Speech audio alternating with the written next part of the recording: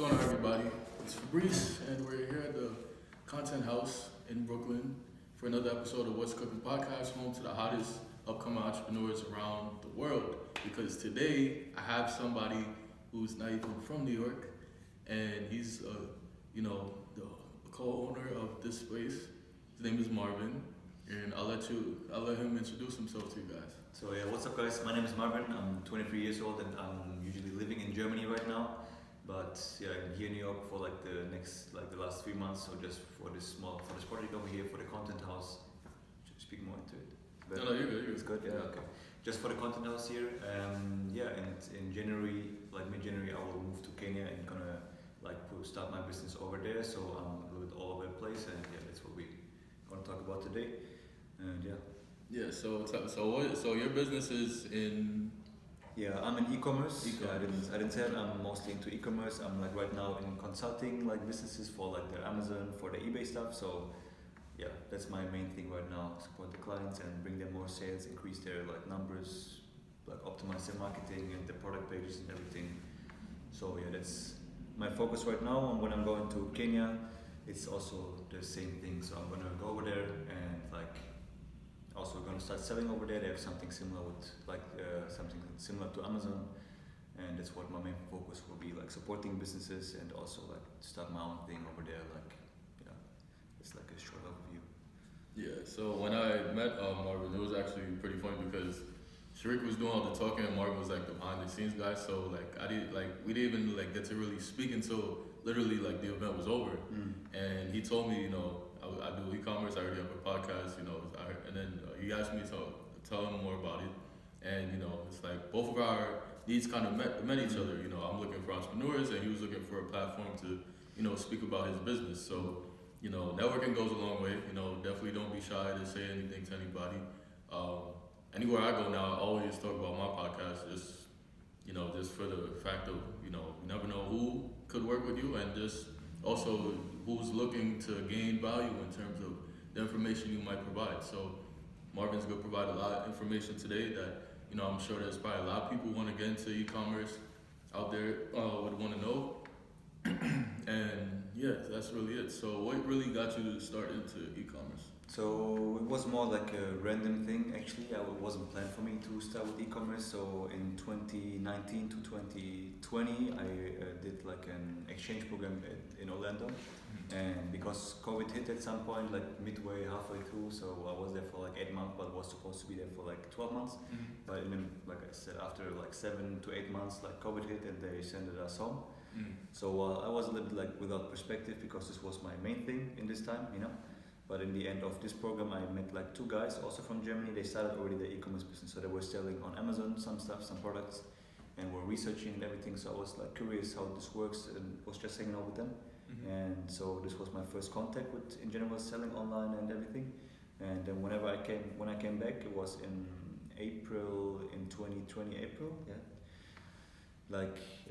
said I was a little bit lost and didn't know what to do, and because I had this small information from these guys, I was okay, this sounds very interesting to me. And in this time I said I was just started working in a restaurant again, what I did before.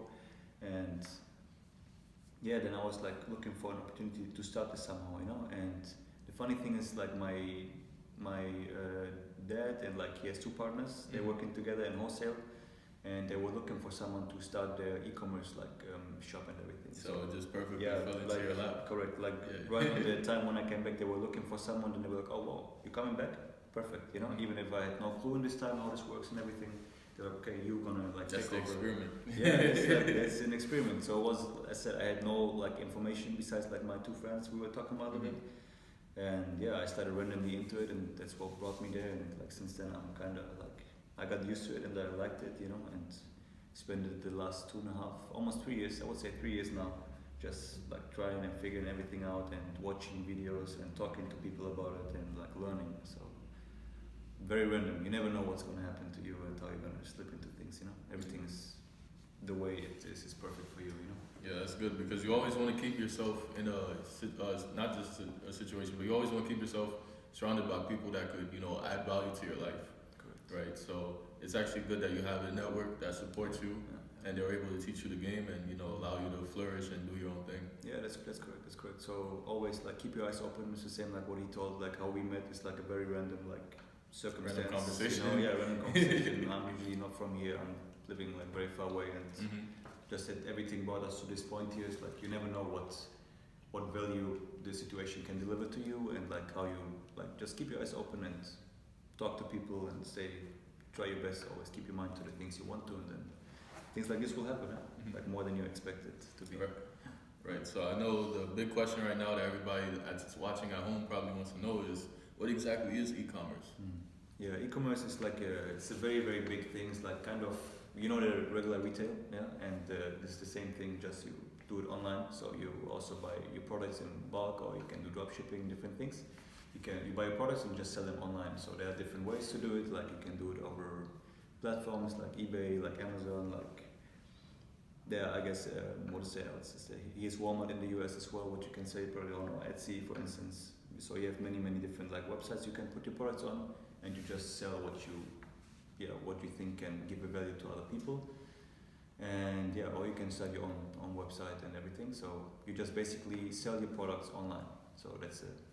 So it's nothing magical behind it, but it's just e-commerce. I guess everybody of you like bought already something from Amazon, from wherever, from Etsy or for something.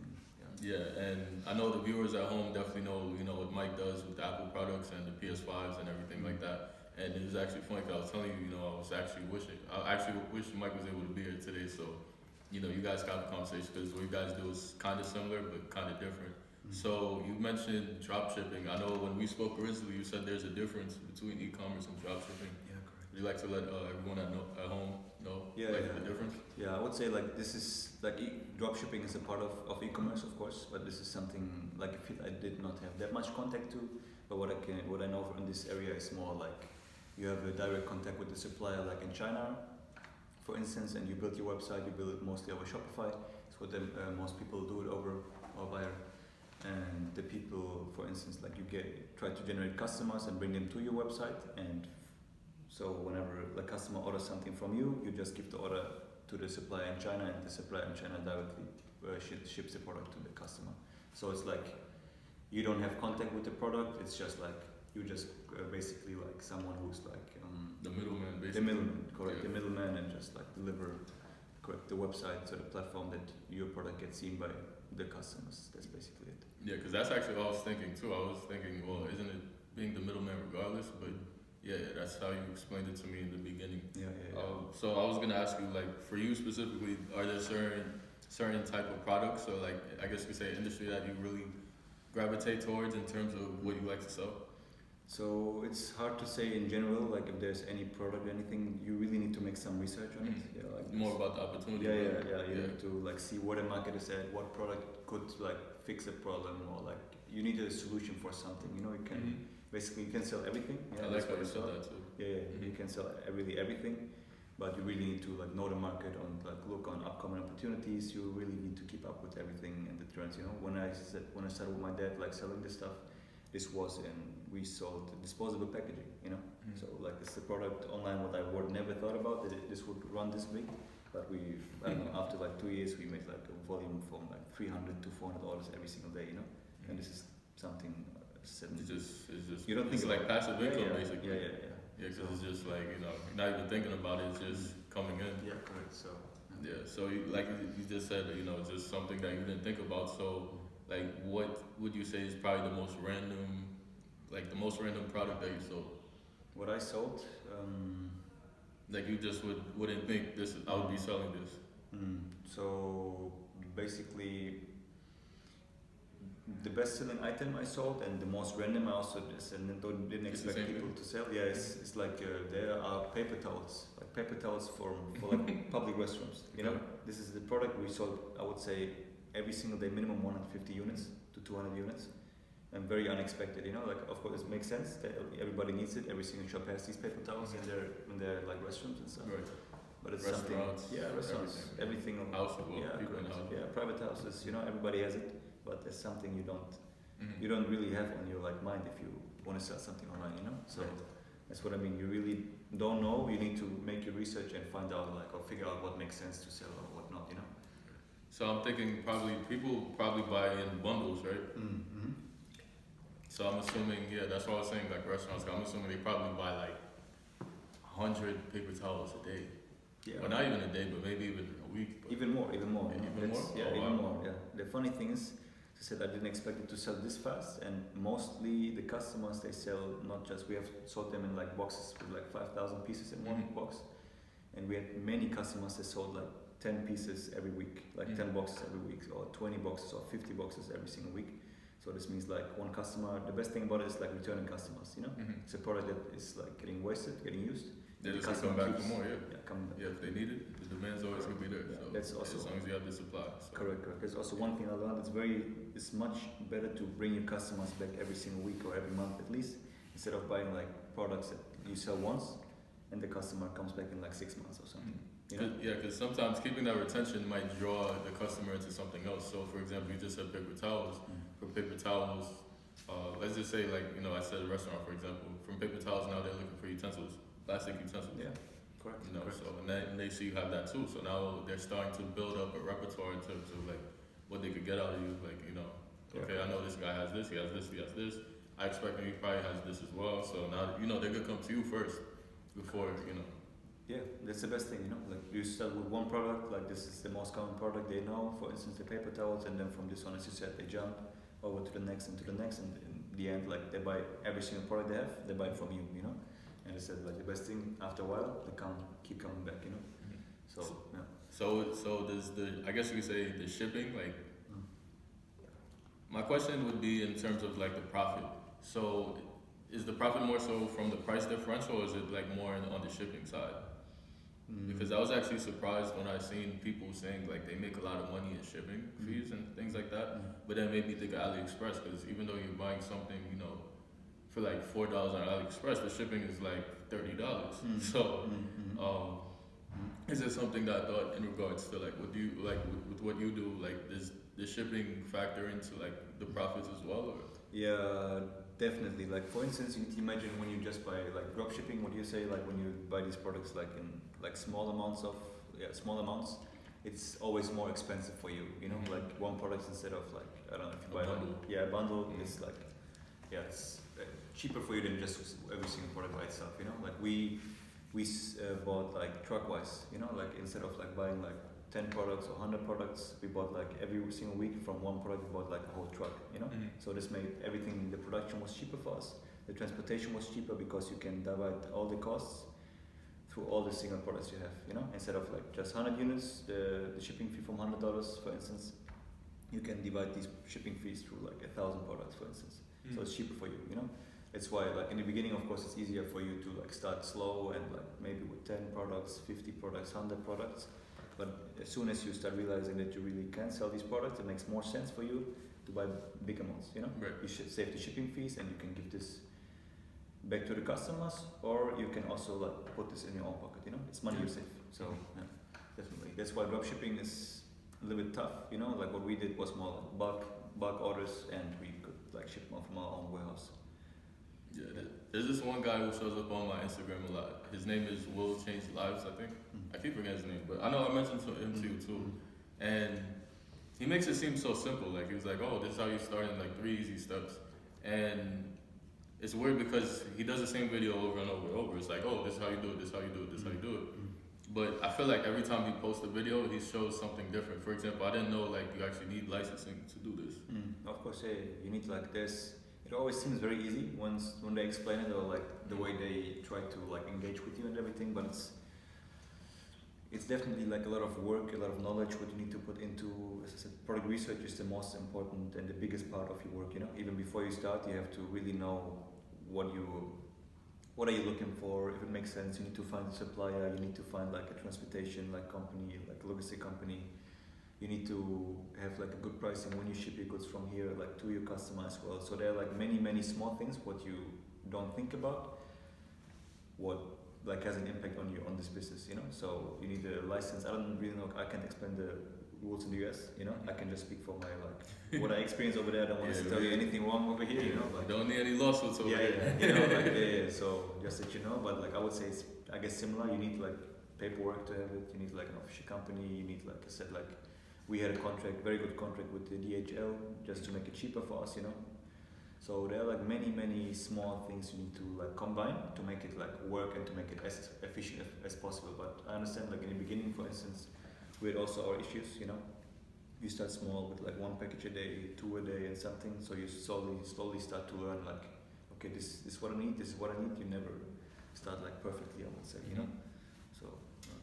Yeah, so you mentioned there's like different rules and regulations everywhere. So your store is, well, you said your store is gonna be in Kenya, but from where you and your dad are operating, that's Germany. Yeah, that's in Germany, and Okay. we sell just in Germany. Okay. Yeah. Okay, so yeah, so I was gonna say, like, you know, in terms of the U.S., I thought probably there was like certain, well, the people that you met in school, like, do they do it in the U.S. or? In school, what do you mean? Like the people you met in school, like the two friends you said. Oh yeah. Like, do they do it in the U.S. or do they? In Germany as well. They Germany. Yeah, Okay. correct. Like I met them in the exchange program, and they sell their goods also in Germany, but they do it like, for instance, we had our own warehouse. It's something maybe will also be interesting for you. I don't know if you heard about Amazon FBA. Yeah, they send their products out like with FBA. So this means, I don't know, for everybody who doesn't know what FBA is, it's like they themselves live in Mexico right now, but their products they sell it in Germany. So this means like they buy their goods also from China, from the manufacturer by itself. They ship it to Amazon, and Amazon ships the goods, like the products, out when a customer buys it. So it's kind of like drop shipping, but like just with like a faster delivery time. You know, like instead of like sending the order to the Chinese supplier every single time, you ship the goods in Germany in bulk amounts, and then like Amazon ships it out for you. So for the people that's probably watching this in Germany right now, what advice would you give them in terms of like the rules and regulations? Is there anything they should know on that? Like anything they shouldn't do, or you know, any? Yeah, like what you shouldn't do. There are many mistakes you can make in the beginning. I would say the first. Well, at least legal. Well, you can speak on that too, but Yeah. at least like from a legal standpoint. From a legal standpoint, yeah, it's very important to know the regulations for every single product. For instance, like I never wanted to go like in electronic products, for instance, because at least in the EU or like in Germany, you need like so many different like certificates, and like the quality standards are very high. So you need to really find a supplier outside of Europe that has like a good price for you, and is also like following all the rules. You know, like when there are any issues with the products for you, and the customer like has any problems with this, then you are like in default. You know, like, and so you have the issues with the like lawsuit and everything. So really get to know your product before you like order it, and like know what regulations the EU has, or like in the US, I guess you also like a lot of regulations, you know. So yeah. Yeah, so I was going to ask too. I'm assuming it's probably on a fluctuating scale, but well, probably a little bit of both. I would assume like with e-commerce, it's probably like a pretty stagnant business, meaning like, for example, when you're saying with the paper towels, like people buying paper towels every day, so I'm guessing like, you know, every day it's like paper towels, but there's some products where it's like, you know, summertime you sell a lot, and then wintertime probably not so much, just because the demand isn't really there. Definitely. This is something I always try to avoid, you know, like especially when you start, I would not, when I would restart, I wouldn't start with products that are seasonal, you know, like if you just have a product that's just sold over the winter time, what are you doing in the summertime? You know, you cannot make all the profit in the winter time. It's better to have something that is really not seasonal and like it's going all over the year, you know, like we have also some because momentarily it does sound smart to do, like, okay, like it's summertime, everybody needs sunglasses. You know, I get a bulk of sunglasses, and I could even just make my own brand of sunglasses, or I could just sell these sunglasses wholesale, you know, from the wholesaler, and just do this for like a month or two, and then I'm done with it. Yeah, correct. But long term, it doesn't sound ideal to do, because then you're gonna have a supply of correct. sunglasses just going to waste. Yeah, it's like okay if you like, I would say if you already established a little bit, you have your products what sell like over the whole year, and then you'd be like, okay, for this season, let me try at least the sunglasses, you know. But not, this shouldn't be like your only part of what you focus on, like at least in my opinion, you know. Right. So Yeah, I like that. I mean, like usually focus on products that are like non-seasonal, like going through the whole year, you can sell it all the time, and products where your customers keep coming back to you, you know, like where you really keep coming back, like something what you need to use and what they need to buy again, you know. Yeah. It's the best thing for you. Yeah, good retention is always key to anything, really. Not even just like with selling, but even just with anything. I was just talking with Sharik about, you know, retention and content creation. You know, that's how a lot of people blow up. They don't just have 2 million followers today, and then tomorrow they go down back to like 1,000 1,000, right? Like they keep that retention. So you would with e-commerce, drop shipping, anything, you want to have a retention to where people, like I said earlier, people know, okay, you know, you have the paper towels, I'm gonna come to you for paper towels, and then on top of that too, maybe you might have relatable products such as, you know, plates, plastic utensils, you know, things like that. So Yeah, correct. This is very correct. Like you need to keep consistent. Like just always like try to expand like your products and like look further. You know, like try to find the needs of your customers. You know, also when they buy the paper towels or they buy one product from you, see what else they could need in this like direction. You know, like there's always something you can add on or like upsell. We call it upsell. That they like buy another product with this product together. You know, like just what makes sense for you. Yeah. So I was gonna ask too. Before all of this, what would you say was your plan going forward, like out of school and everything? If you, or even if you didn't get into this business, like what do you think you would have been like doing instead? That's a very good question. Yeah, very good question. Like I thought about it a few times. Like as I said, like I came back from like the 8-month exchange program in Orlando in Disney World. And when I came back, I was very like I didn't know what to do at all. So then I was working for like 5 years. Like since I'm 15, I'm working like in like a restaurant. Like I like also was like managing this restaurant and like the meet right after school for a little bit before I left for the exchange program. So I went back to this because I didn't know what else I would do. You know, like honestly. That was just your college years, right? Yeah, second. No, it was not. What after high school? I didn't study. Oh, after I didn't high school? study. Oh, okay. Yeah, it was just high school exchange program, and then I started. This. Oh, high school exchange. Yeah, Oh, okay. No, after high school. This was I was done with high school, and then I started went to Orlando. So I don't know. Like I'm not the biggest fan of like university, so I wouldn't study it. I didn't as well. Maybe I would manage this restaurant. I would look for like another opportunity to go somewhere else. You know, like to like do another exchange program somewhere, like just to. Yeah, like this was very helpful for me to gain like so much knowledge and to grow myself and to learn so many things about people and about myself. I would try to find something else like this.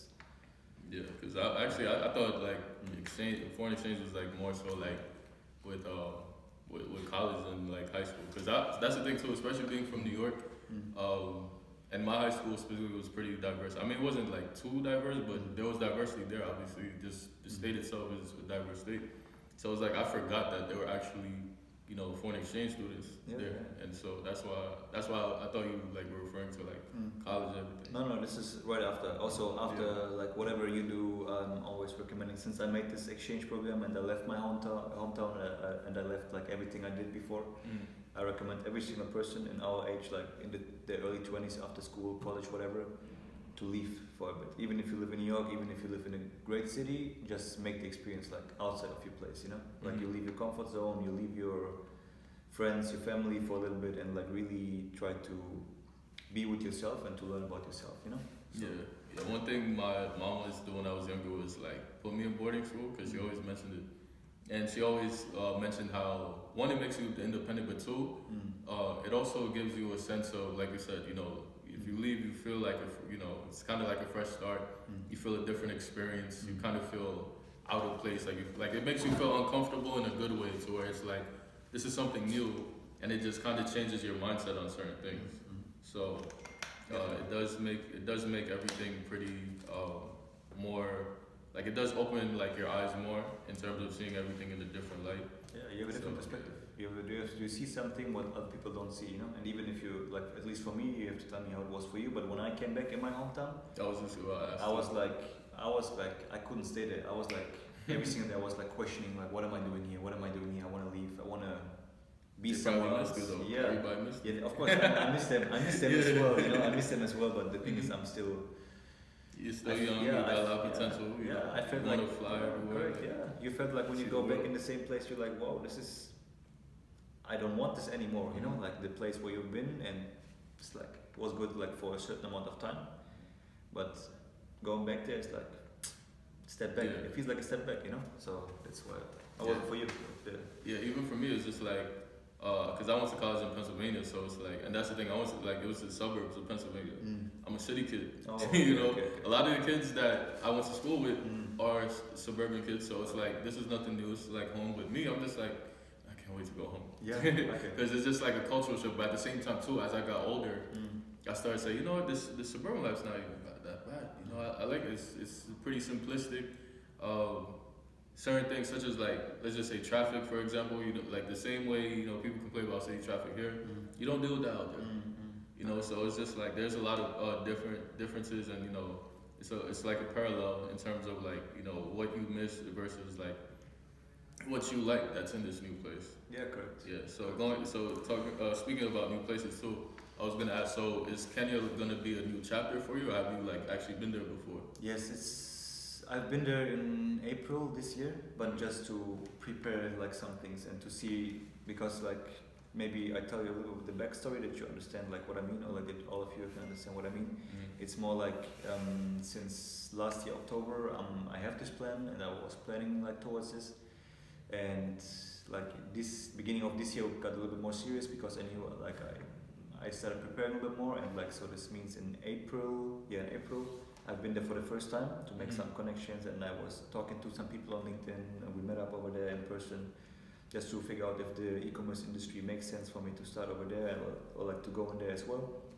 So I've been there for 2 weeks, but it's still a new chapter, you know, like was like just preparation for this. And I said this is another step for me, like leaving again my because I'm still living in my hometown, and this is for me like now the final like cut, you know, like I can leave again, and this time I really don't have like 1 year contract or with like Disney World or something. This time I go, and there's no return ticket for me, you know. So it's like a really like a fresh start, like with like no holidays or for the beginning. No holidays, you know, like just maybe whenever like the business is going well, everything. Of course, I come back and visit everybody, you know. But for the beginning, it's like I'm trying to like pure focus and like to observe and like to just to really like live the opportunity I have, you know. Right. I mean, you might even have that feeling again where you're just like, hey, I can't stay, I have to go back. Yeah, maybe. You know, and then you know those few breaks, they're just not worth it. I gotta stay with it. Yeah, of course. You never know, but you have to try. You know, like this is something like you have to try. You know, if I don't try this, or like you will never know like how much this will really give me. You know, like I will maybe I can tell you if I come back in 1 year, I can tell you how it really is for me, or maybe I'll be back already, or I'll be in like the next country or something. You know. You just have to try it and to, I don't know, just don't listen sometimes or don't think sometimes, just go and do it, you know, like that's what I can tell you for this.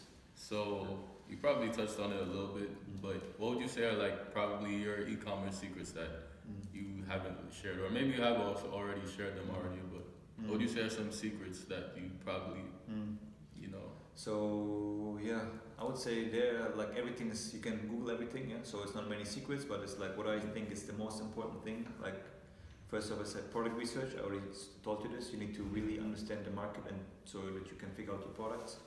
When you have your products, you need to really like if it's you're trying to sell it on a platform like Amazon or eBay or something. Whatever I do with my clients now is the most important thing is how it looks. You know, how does the product look? You know, like the product detail page on the side. When you look on Amazon, you have like the pictures, you have some text, you have some like description on the bottom and everything.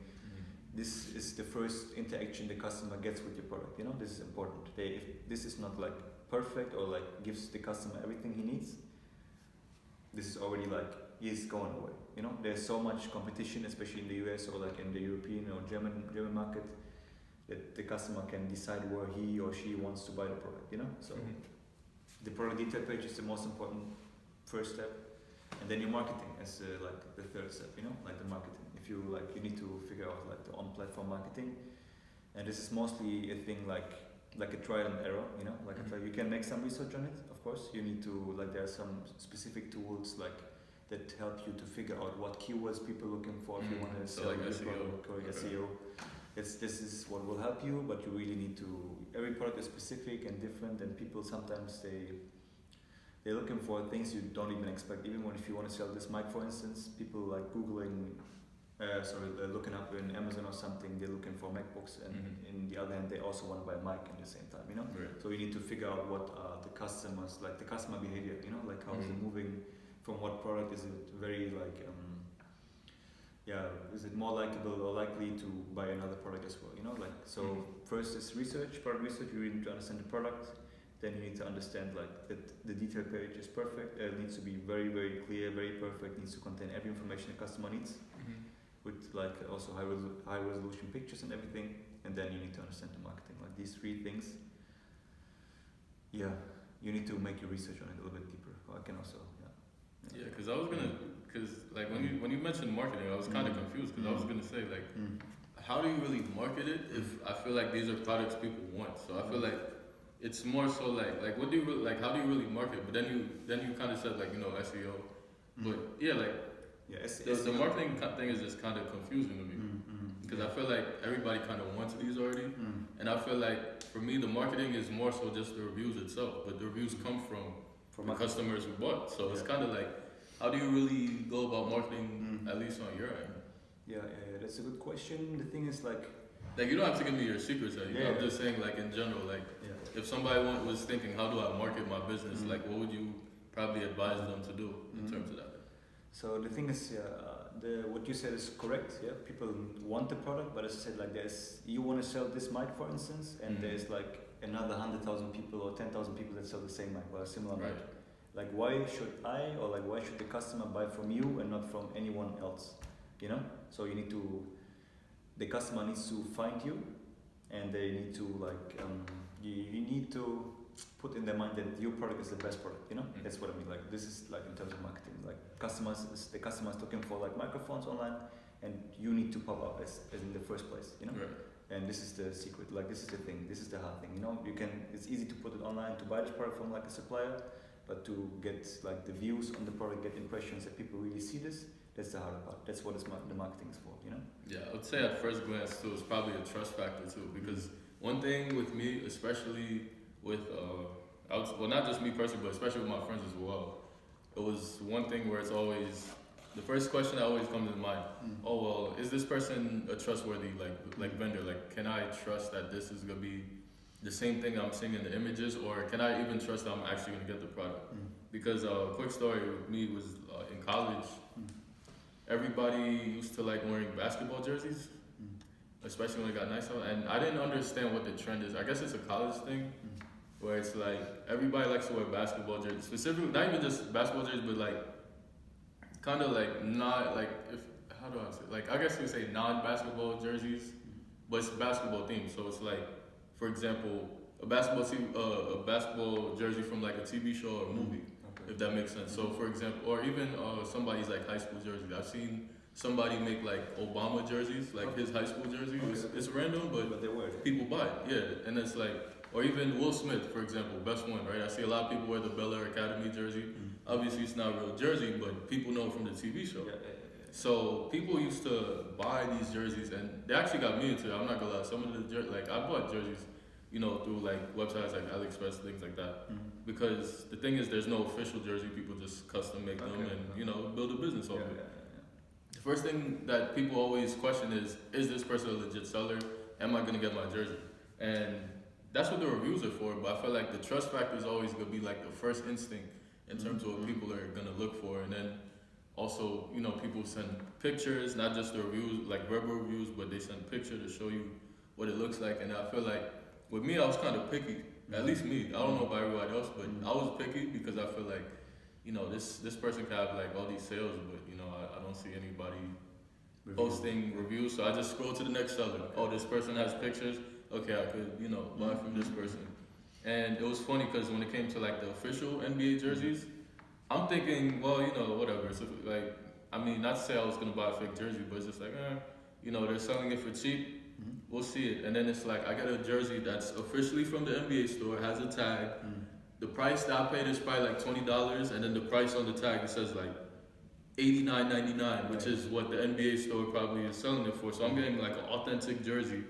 For cheap, I'm just like, amazed, so I feel like the trust goes a long way. I feel like it's probably like the key thing when it comes to the customer's perspective on your e-commerce store. No, 100%. You're correct, 100% correct. Like I agree with you. Like just tough in the beginning. For instance, like this was like a small guide for new sellers. You know, when you start new, you have no reviews, you have no one bought your product yet. You know?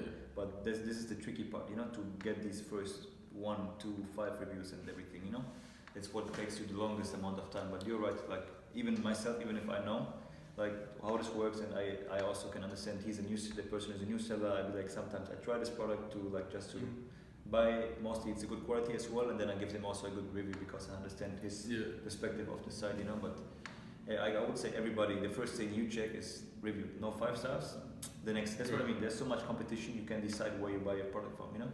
That's the hard part about it. Yeah, but this is the first, I don't know, few months is like taking time for you to get there, to get your first 5 reviews, 10 reviews, and after this one is, you see it's picking up faster and faster. Yeah, because it's crucial. It's kind of like even as simple as like Uber or DoorDash. Like giving that person 5 stars does a lot for them.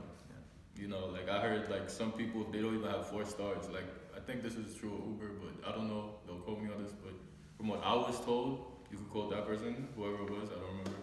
They told me like if an Uber driver has like below 4 stars, they get fired out like immediately. Like, you know, not like somebody gave them 3 stars, but like if overall, like let's just say they do 10 trips and they don't average 4 stars on those 10 trips, they're out of here.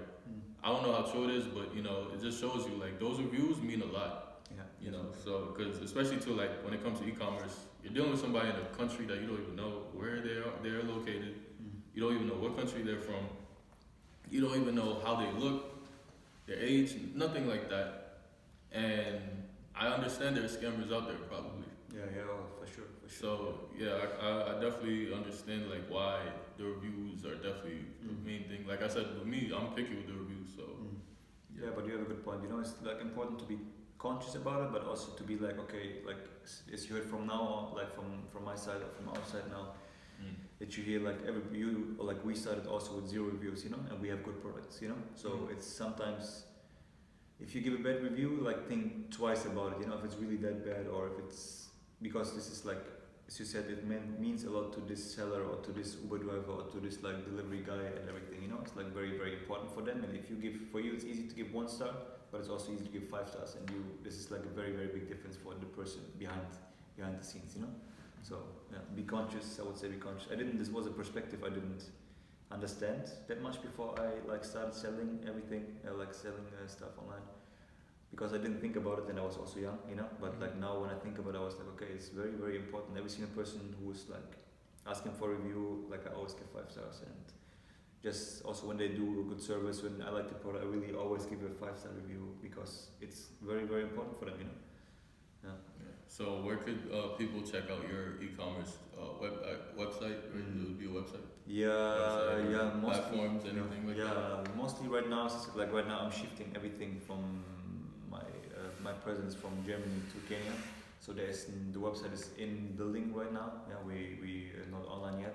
So like I will move in January over there. So in January, like it will be online, but I will. There will be a link tree. Can we put it in the? Yeah, I'll put it in the description. Okay, yeah, we will put a link tree in the description. Like right here too. Yeah, right here. And right here. Yeah, perfect. Click right here. Yeah, right here. And or up here. Somewhere. I don't know, wherever it is. Wherever it is, there's like my link tree, and there you find like my social media. If you have any questions, there's my. I just started a TikTok account where I also try to give some value, also in terms of like mindset and like giving you some insight in my like journey right now, moving and everything. And there's also an Etsy account where I give you some like small sheets where it's like the basic information for like the product listing, what I just told you about and everything. You will find it in the description, just check it out, and if you have any questions, you can just like come to me and let me know, and I support you however I can and answer every single question. Yeah. So do you have any last words for the audience, or just anybody that wants to get into e-commerce, or anyone who's in it right now that's probably struggling, looking for some words of motivation, advice? Yeah, of course. I always have like a good word of motivation with me, you know, it's very important. So what I can tell you, no matter like how much knowledge you have, what you're doing right now, it's like nothing of this matters if you really want to start this business, or if you really want to do this. Even if it's not e-commerce or if it's e-commerce, doesn't matter, just like put all your energy towards this. I also started with 0 like knowledge. I started with no one who could help me, like no one who could support me, you know, so just put all your energy towards this goal, and like you will get the outcome. But be patient. You know, like it won't happen like tomorrow or next week or next month. It will take a month, like a year or two, but in the end, it's worth it. Like all the energy and the sweat you put into this work. So yeah, believe in yourself. Don't give up, and you can do it. All right, that's good. So yeah, you've seen us cooking with Marvin. The heater's acting over good, but yeah, perfect timing. But yeah, so it was a pleasure, Marvin. Yeah, thank you for allowing me to use this space. Yes, thank You you. know, you and Sharik are doing amazing things. Thank you very And much. I wish you guys good blessing for the the future with this business. And like I said, last episode, show Marvin just as much love as you show Sharik. Show us some love as well. Make sure you subscribe to our channel. Follow us on both of us on Instagram. Like I said, his link tree is gonna be somewhere here, wherever. it is. Click on it, check it out, and share this video. There's definitely somebody who's interested in doing e-commerce. The networking is a big deal with us. So definitely share this. And that's really it for me. So any final comments? You said I think you said everything. Yeah, right? we said everything already. Just like do what you really want to do and like put your mind to it, and you can reach it. It's I guess all I would say. Yeah, so like I said, the single was cooked with Marvin. We got a lot of more people coming in, and stay tuned for more episodes. And we're out. Yes, it's a good podcast, so listen to it. Thank you. Appreciate it.